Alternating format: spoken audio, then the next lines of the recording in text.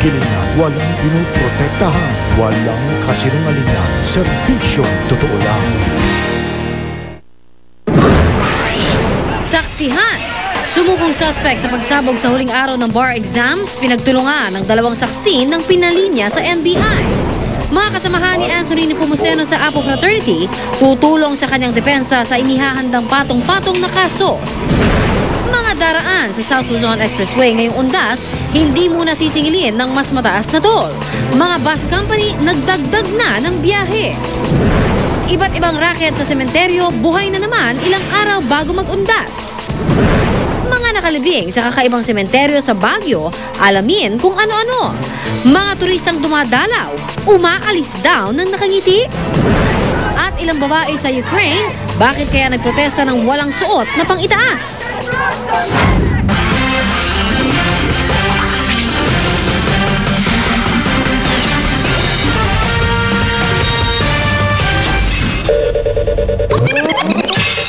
Sinunggaban at sinapak, yan daw ang sinapit ng sumukong suspect sa pagsabog sa huling araw ng bar exams mula sa 2 saksi nang pinalinya siya sa NBI. At bagamat kabrad ni Anthony Nepomuceno, si Vice President Jejomar Binay, malaki naman ang paniniwala ng DOJ na matibay ang kanilang ebidensya laban sa suspect. Saksi si Teresa Andrada. Nagkagulo ang media sa pagdating ni Vice President Jejomar Binay sa NBI mag-aalas 10 ng umaga kanina sa pag-aakalang kasama niya ang sumukong suspect sa bar exams blast at kabrad sa Alpha Phi Omega Fraternity na si Anthony Nepomuceno. Pero mag-isa lang si Binay na bumaba ng sasakyan. Usap ko na kaninang umaga pa. Walang isinusuko, walang warrant po pa rin. Anong oras po na isuko sa inyo, Vice President? Anong oras po isinuko sa inyo? Basta nag-usap kami po. Brad to Brad. Brad to Brad, bilang miyembro ng APO. Nakita kami sa isang lugar. Nilapitan po muna rin kayo ba ng magulang? Basta nandito na yung katawan ng tao. Nagkita sila ng suspect isang araw matapos kausapin ni Justice Secretary Laila De Lima si Binay para hingan ng tulong sa kaso. Naniniwala si Binay na walang kasalanan si Nepomuceno. Malungkot yung siya napapagbintangan. No? Pero batay sa aming pagtatanong, hagi sa kanya, palagay ko, hindi, unang-una, walang kasalanan doon. Batay sa impormasyon ng NBI at DOJ, 25 hanggang 26 anyo si Nepomuceno, tubong Mogpog, Marinduque at ngayon nakatira sa Marikina. Nag-aral siya ng criminology sa Manuel L. Quezon University pero hindi niya ito tinapos at lumipat sa Asian Institute of Computer Science sa Marikina. Nagtatrabaho siya sa isang call center pero ayon sa pamunuan nito, ilang linggo na raw siyang hindi pumapasok sa kanyang 6 a.m. to 1 p.m. shift. Kumpiyansa ang Justice Department na matibay ang ebidensyang hawak ng NBI laban kay Nepomuceno. Strong enough because there are eyewitnesses and statements, sworn statements of these eyewitnesses have been taken already by the NBI. Ayon pa sa NBI, walang halos pinagkaiba ang hitsura nito sa artist sketch na kanilang inilabas. Sa NBI, positibong itinuro si Nepomuceno ng 2 sa 4 na saksi. Ayon sa mga source ng GMA News sa NBI, pinalinya si Nepomuceno kasama ang iba pang kunwaring suspect. At nang ilabas ang 2 saksi, agad daw nilang sinunggaban si Nepomuceno at sinapa. Gayunman, itinanggi sa NBI ni Nepomuceno na may kinalaman siya sa pagsabog. Meron tayong 4 na witness na nagtuturo na siya yung naghagis nung sinasabi natin granada. Basta dinideny niya na siya yun. Hindi naman siya nagbigay ng official na statement. Walang document. Sa ngayon, hindi nakakulong ang suspect dahil wala pa naman itong warrant of arrest. Pero tiniyak daw ng mga abogado ni Nepomuceno na dadalo ito sa lahat ng mga proceeding kapag ipinatawag ng NBI o DOJ. Kasong multiple frustrated murder at multiple attempted murder ang posibleng kaharapin ni Nepomuceno at ng mga mapapatunayang kasabwat niya. Ang gulong frat war pa rin ang tinitingnan ng mga otoridad at may 2 suspect na tinutugis sa ngayon. Ikinatuwa naman ni Pangulong Aquino na nasa Vietnam ang pagsuko ni Nepomuceno. Like any other accused in our system of justice, he is presumed innocent until proven guilty. He will be afforded all the protection of his rights, but at the end of the day, if he is responsible, then he will have to pay. Teresa Andrada, ang inyong saksi. Bumuo na ng legal team ang Alpha Phi Omega Fraternity para depensahan ang kanilang kabrad na si Anthony Nepomuceno. Paniwala nila, reward money lang daw ang habol na nagturo kay Nepomuceno. Saksi si Connie Sison. Sinasabi niya kasama niya yung parents niya. Tapos yung statement ng mga brothers and sisters namin na nandun sa bar off site, no? Nawala siya. At saka meron siyang ATM withdrawal in, I think, a Riverbank area.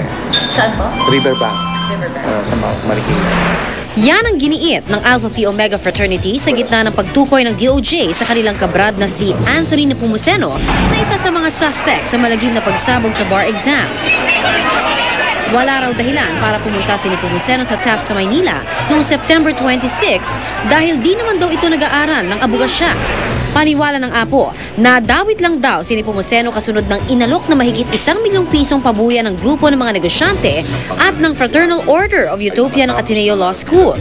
Bumuo na ng legal team ang apo para ihanda ang depensa ni Nepomuceno. Kung hindi naniniwala ang organisasyon na inosente si Brad Anthony Nepomuceno, hindi namin siya tutulungan. Nangangamba raw ngayon si Nepomuceno sa kanyang buhay, maging sa kaligtasan ng kanyang pamilya.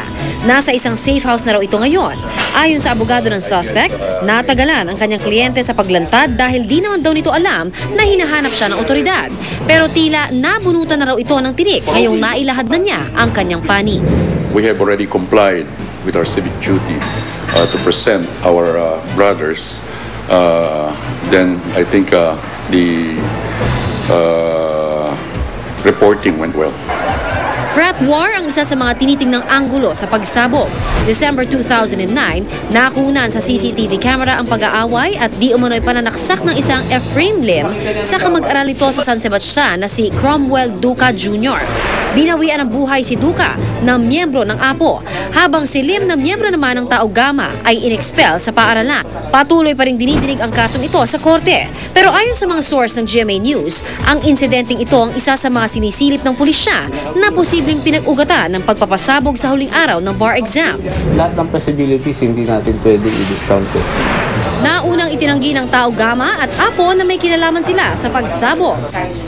Sa paglantad ni Nepomuceno, tila nabunutan naman ng tinik ang Alpha Kappa Rho Fraternity na kinabibilangan ni Jed Carlo Lazaga, ang estudyante ng San Jose Recoletos na inimbisigahan. More than happy, and rejoicing is an exaggeration, because it was actually a vindication. And ang ibig sabihin nun, hindi natutulog ang Diyos. Ako si Connie Sison, ang inyong saksi. Magkahalong tuwa at inis naman ang naramdaman ng isa sa mga biktima ng pagsabog sa Taft Avenue. Ayon kay Patricia Salang, bagamat sumuko na si Anthony Nepomuceno, hindi naman ito inako ang krimen. Saksi si Marisol Abduraman. Oo, yes. Siyempre parang, oh my God, meron na talaga. Parang justice na, ito na. Ganun na lamang ang tuwa ni Patricia Salang na mabalitaan ang pagsuko ng isa sa mga suspect sa pagsabog. Napuro ng sharp na langka ng binti ni Patricia mula sa pagsabog at ngayon patuloy na nagpapagaling sa St. Clair's Medical Center. Pero nung mabalita ang itinanggi ni Nepomuceno ang aligasyon, sana kung sino man talaga yung totoong culprit, sana makuha na talaga. Kung si Patricia pilit na nagpapakatatag, ang kanyang mga magulang di na itago ang hinanakit sa nangyari. Sana naman masolve nila ito and be asking why. Ba't yung ginawa ito? What kind of a psychopathic mind is that? Ang isa pang biktima na si Raisa Laurel na naputulan 2 binti dahil sa pagsabog, kumpiyansang sa huli ay makakamit pa rin nila ang hustisya. Yung pinagdadasal ko na sana kung siya talaga yung victim or dun po sa, yun siya po yung suspect and dun po sa ibang mga suspects na kung sila po talaga yung gumawa. Sana po eventually siguro makatulan or bigyan nga po na hustisya kami. Labis daw na natutuwa ang mga biktima, kanilang mga kaanak at ang San Beda Law Student Body sa pag-usad ng kaso. Siguro naman may basihan ang NBI at ang DOJ kung bakit siya yung isa sa mga na-identify na suspect. So, hintayin na lang natin yung development. Ako si Marisol Abduraman, ang inyong saksi.